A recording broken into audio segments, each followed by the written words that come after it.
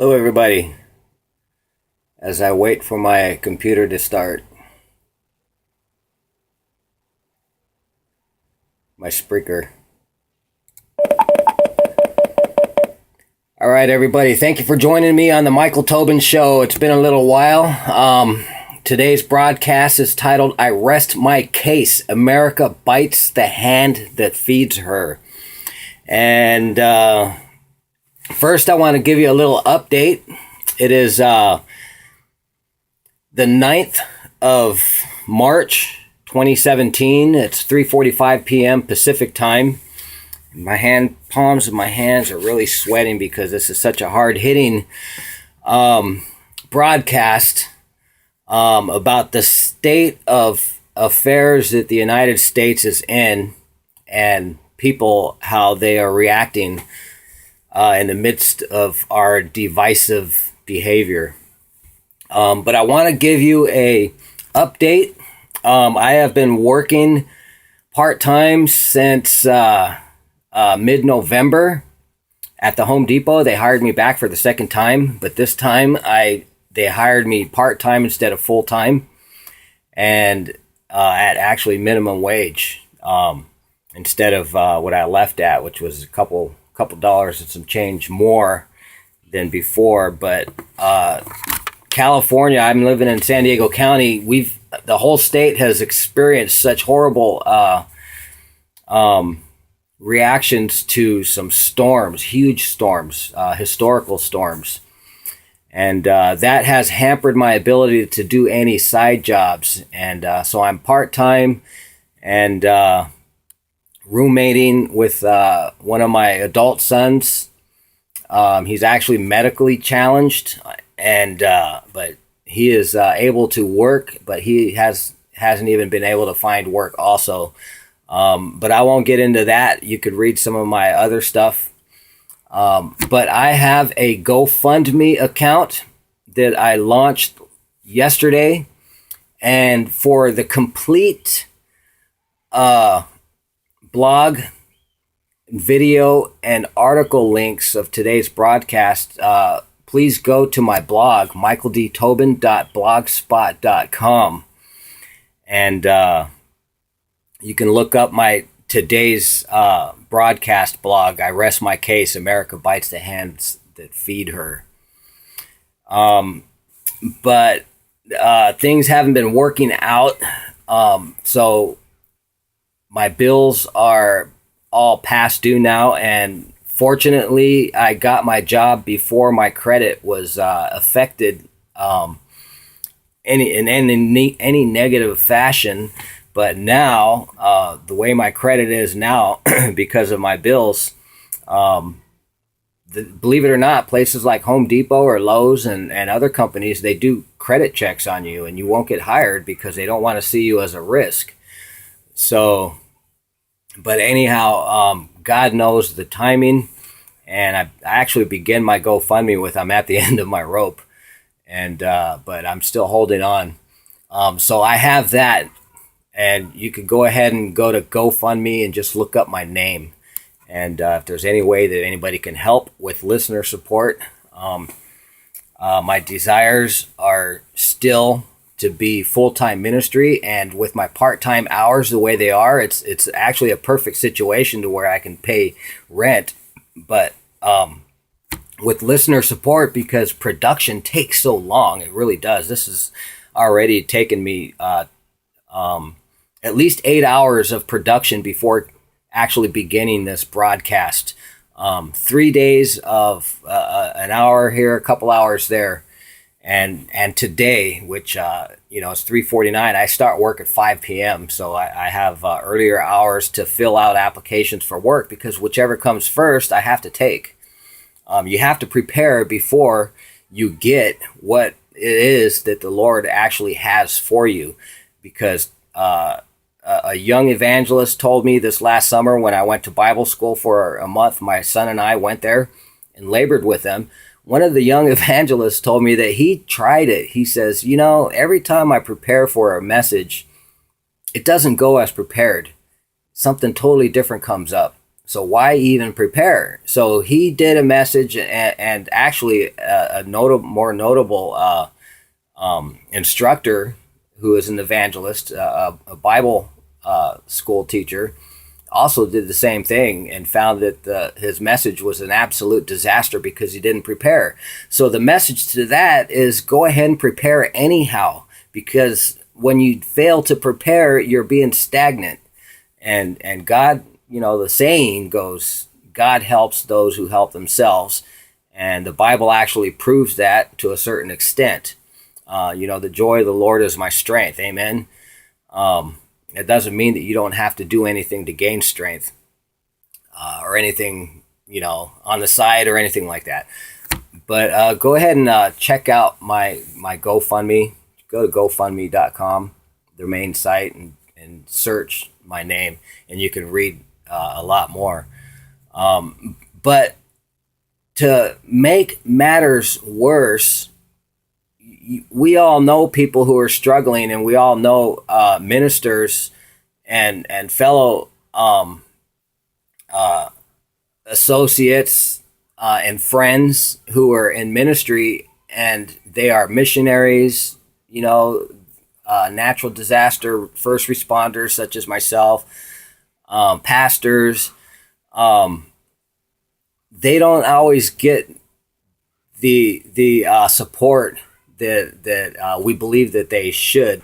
Yet there are other people, which baffles my mind, that are on Donald Trump's faith team as part of his cabinet. And why, for the life of me, I can't understand why one person in particular is on there, because the way some people are has absolutely everything to do with what this broadcast partially is concerning. So that's my update. I'm really in dire straits, and I need listener support, because I know that the Lord is moving me to be able to go at the drop of a hat, a drop of a dime, to anywhere in the United States, because I keep on getting invitations from the Billy Graham organization and Franklin Graham's Samaritan's Purse. And many of you know about them, their disaster response, and I'm a chaplain with them. I've gone door to door in the midst of disasters, spoke to children and homeowners. I've operated forklifts for Feed the Children while I was on site. Whatever I can put my hands to do, I actually do. And I was actually rebuked one time and saying, we're supposed to be praying for people. Oh, we're supposed to lead the morning devotion because we're chaplains. And that was after I chose one of the Samaritan's Purse volunteers to lead the morning devotion. And so it's not all about, I'm a chaplain. My job is to speak. That's not it. Our job as Christians is to put our hands to the plow and do whatever it is that we're gifted at, we know how to do. Because there's a lot of people who don't have the ability to do the things that we know how to do with our hands. And so many other examples. But hey, when I go, like I said, you'll see me. I was on a forklift in the rain unloading a truck. And this is in the St. Bernard Parish in New Orleans, and people were coming for food, clothing, and whatnot. And it's just amazing. The people that you talk to, I even spoke with a couple of a Muslim Arab young ladies, and I got to witness to them in a certain way. I challenged them to read the New Testament, read the Bible, because you're in the United States. It's not against the law. Nobody's going to harm you for reading the Bible. And we all know that a lot of skeptics, a lot of atheists have read the Bible in order to prove the Bible wrong, and they came out believers. So my challenge everywhere I go is for people to actually read for themselves. And when they pray to Jesus, because it cannot harm, it can only do good. And people take that challenge, and they come out believers. And everybody, I firmly believe this, before everybody dies, Jesus himself, the Holy Spirit himself, gives people a chance to know the truth. We don't have to be there for somebody to say, I believe. That's God's business. Our job is just to speak. So I'm going to go ahead and go ahead and I'm going to read through this.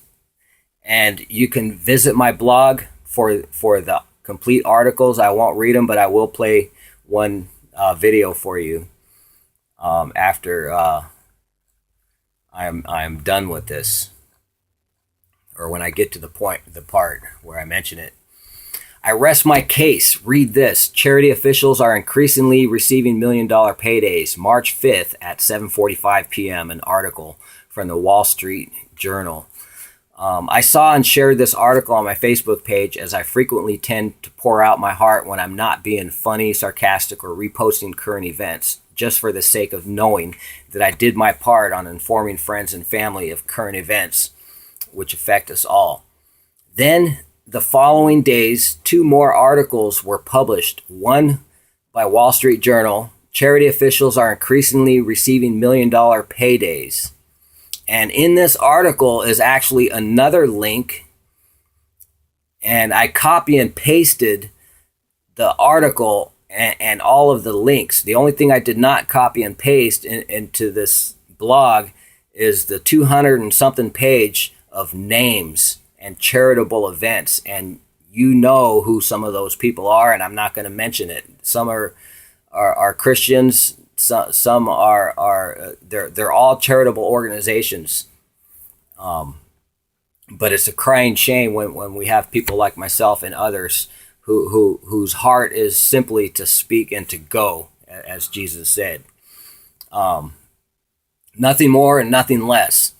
So, and another article from Florida's Jodie Fleischer from WSBTV.com, a local TV news station, has an article updated March 7, 2017 at 8:56 p.m. Report: Georgia opens investigation on Todd Chrisley, in which this reality TV star is being investigated for allegedly claiming residence in tax-friendly states other than Georgia, where he really resides, and even refusing to pay his taxes. But then, after reading the article, you just have to wonder how it is someone's very own son and wife want their own father and husband to be arrested. Does it sound familiar that children and family will turn on their parents in the end times, as Jesus himself foretold? Biting the hands that feed, people. Anyway, this is why I'm calling my latest podcast, I Rest My Case.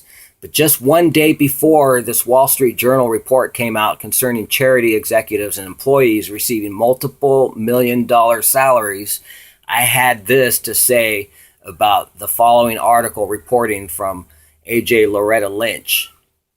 Blatantly, former Attorney General Loretta Lynch blatantly calling for more death and blood on the streets. I was immediately filled with righteous indignation, and just know that particularly the United States politicians are mostly attorneys. Many of you who know who they are always choose their words succinctly and carefully. They know exactly what they are saying.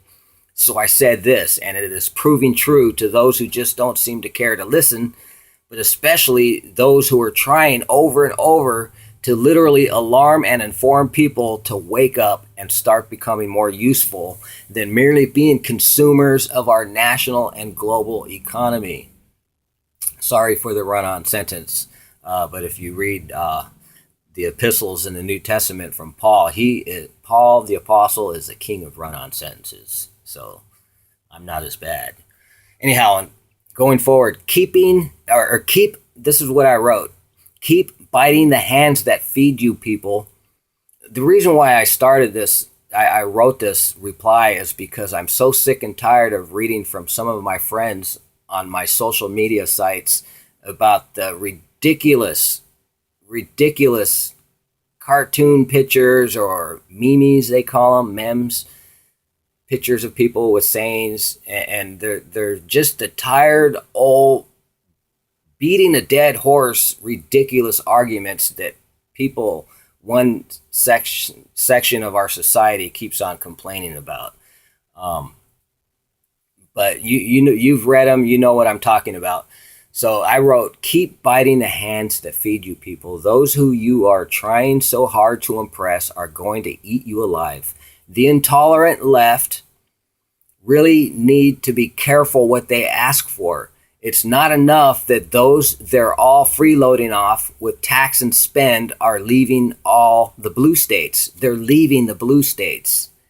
The very people that they are listening to, Hollywood movie stars, celebrities, and politicians, they leave the blue states. You have no idea how many Hollywood celebs, corporations, and wealthy elite reside and are based in red states, do you? As Barack Obama says, it's not cool to not know what you're talking about, right? Where are they going to steal all their love, quote, love taxes from? The churches? Get this, folks. This is prophetic, but I didn't say God says. I don't go around saying God says, because people don't listen to God and they don't listen to you or myself. People only listen when they want to listen. Right is right and wrong is wrong. Whatever God says is truth, and that's all there is to that. You have no idea how many Hollywood celebs, corporations, and wealthy elite reside and are based in red states, do you? As Barack Obama says, it's not cool to not know what you're talking about, right? Where are they going to steal their love taxes from? The churches? Get rid of the tax-exempt status of churches and all charities and nonprofits who generate revenue. You think that's going to happen?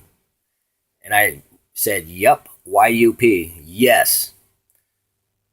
And that's going to happen. And by then, many of our friends and family are going to be dying of lack of medicine and basic essentials, all because so many self-professed good people and many who fake their Christianity are singing the tune of the masses. You got that, folks? That was a warning. I believe it was thus saith the Lord, as so many of other things that I share with people on social media and on my podcast, The Michael Tobin Show. I just couldn't stand it. I was upset, and I never hear anybody talking about the coming time when church tax exempt and charity tax exempt status, which began in the 1950s, by the way. That's something that President Dwight D. Eisenhower started, the tax exempt status.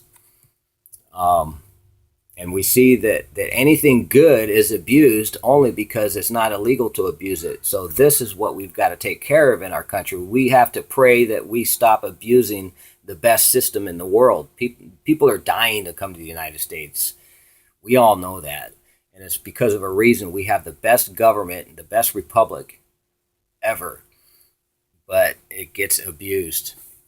So I'm warning you, people, that the time is coming to where the tax exempt status is going to be wiped out. But it's amazing that after I posted that these two particular articles came out. One of them was a whole report of the $1 Million Club, they call it, and the links are on my blog. I copy and pasted the main article because eventually this article will probably disappear, but you can have it, run with it on, with whatever you want. But it's just amazing. Imagine these charitable organizations getting $7 million a year and splitting the lion's share with their spouse, as one religious organization has done. Imagine multiple $1 million with other organizations, and I'm not going to mention their names. But this is it for my broadcast. I'm going to go ahead and play this from it's called The Lunch Break, and a news art. It's just a short, probably 1.5 minute news clip about Loretta Lynch. I want you to hear this, and I want you to pray for our nation.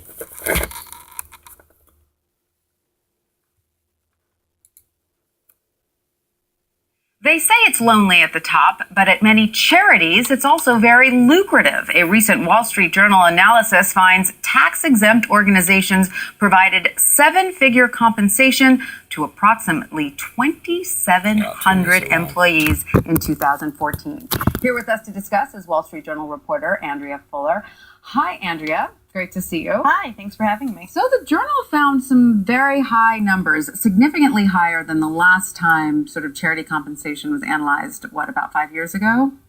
Yeah, so we looked at data comparing 2011 to 2014 and found that there had been an increase of about a third in the number of people who received $1 million pay packages. Right, which seems kind of in lockstep with the way CEO compensation has been rising, except that we're talking about nonprofits here. Right. So nonprofits include hospitals and colleges as well as traditional charities like the Red Cross, the United Way, but they're all treated the same under tax law. Which is why some of this information is coming to light, correct? The IRS did something for the first time that they haven't done before. Tell us about that. Right. So they released this data in a digitized format so that we could analyze the actual numbers and compare different organizations and different charities. Before, you had to look up each charity's paper filing online, and now you the IRS data. Put it all out there. They put it all out Which there. is good, because if you're a donor, I suppose you want to know where your money is going if you're donating to a charity, right? Absolutely. It's something donors really care about. Advocacy groups say that it's something they get a lot of complaints about, and people are surprised how much some nonprofit executives make because they think, well, this is a nonprofit. They should be earning a minimal salary. Right. They're not in this presumably to get rich, right? Right. So the compensation that you looked at includes both small and large organizations. And I think it's interesting to point out that the Red Cross, for instance, which is one of the largest charities with one of the, I guess, largest endowments, doesn't pay anyone near a seven-figure salary. Right. So the CEO of the Red Cross made about $500,000, still a lot of money, but much less than some much smaller charities with budgets maybe a 20th or less of the size of the Red Cross. Very good information for a donor. Now, some of the people that stood out. Let's talk about one CEO in particular, Anthony Tersigni of Ascension Health Alliance. He made $17.6 million. That's correct. 2014. So Tersigni's head of Ascension, which is one of the largest hospital operators in the country, and so their argument is this is really much like a private enterprise, and we're competing with the private sector in terms of recruiting top talent. That's an argument made by a lot of these large organizations. Correct. They're competing with the private sector. There were also two executives from Harvard Management Company that made the list. They're not with the company anymore. Yes. 13.8 million, one of them 10.5 million. So what do you think will be the fallout from this? I mean, obviously there is going to be some fallout. Well, people like Chuck Grassley, Senator Grassley cares about this a lot. It's an issue he's brought up time after time over the years.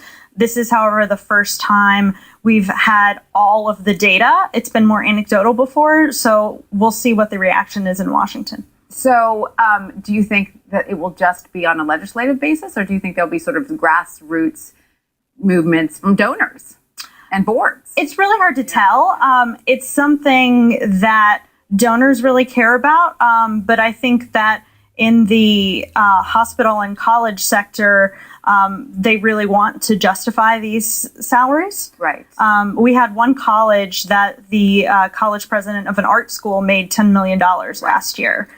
Look, there's nothing wrong with a $5 million. I mean, it's not a matter of not paying people. It's just a matter of, like, do they really need to make $17 million? And that's definitely the argument that I think a lot of people make is that why are these organizations getting this huge tax exemption on the order of $100 billion a year if they're really operating like private enterprises? There will be a lot more people asking that question thanks to your story, Andrea. So thank you.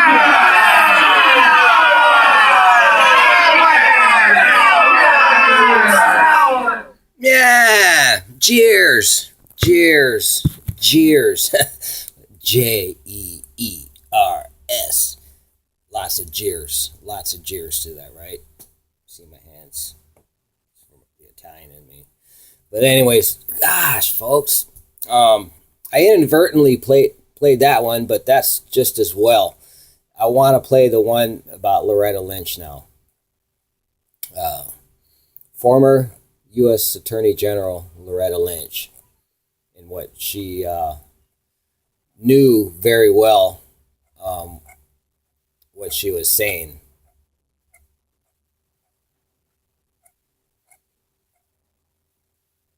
I actually don't have it in my blog yet. I had everything. See, I forgot something. That's production for you. I forgot something, but let's see.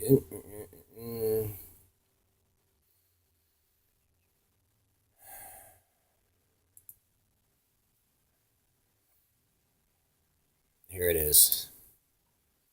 It's a good thing I had this window up.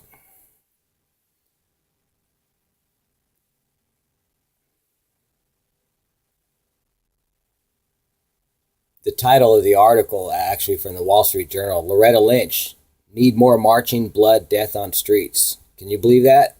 Well, that's WorldNet Daily. And there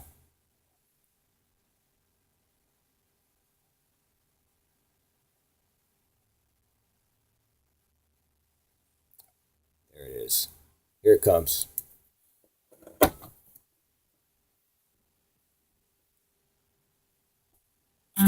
Whether you're Attention investors, your IRA or 401k may be at risk again. The stock market crash of 2008 wiped out as much as 50% of IRA and 401k accounts. With the Augusta Gold and Silver IRA, you can transfer a portion of your retirement savings into... This is what happens when you click on something. It's bad enough that they have, some of these news sites have so many of these weird advertisements. And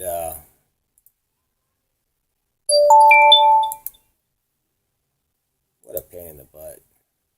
Come on, where's that article now?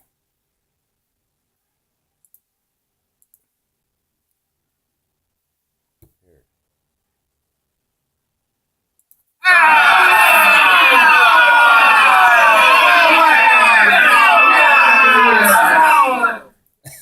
There's the jeers. Okay, let's try this again. To get Loretta Lynch calling for blood on this. Attention investors, your IRA or 401k may be at risk again. The stock market crash of 2008 wiped out as much as 50% of IRA and 401k accounts. With the Augusta Gold and Silver IRA, you can transfer a portion of your retirement savings into physical coins stored where you can actually hold them in your hands, where you can get your gold. Forget it. I'll go ahead and have it on my blog, folks, all right? Loretta Lynch, weird things happen in the websites, and you guys are just a witness to this. This is what happens. Depending on who somebody writes an article about, their website was just, I don't know. It's not to their own best interest to do this stuff. Anyways, hey, I rest my case. America bites the hand that feeds her. Thank you for joining me on the Michael Tobin Show. God bless you and have a wonderful day.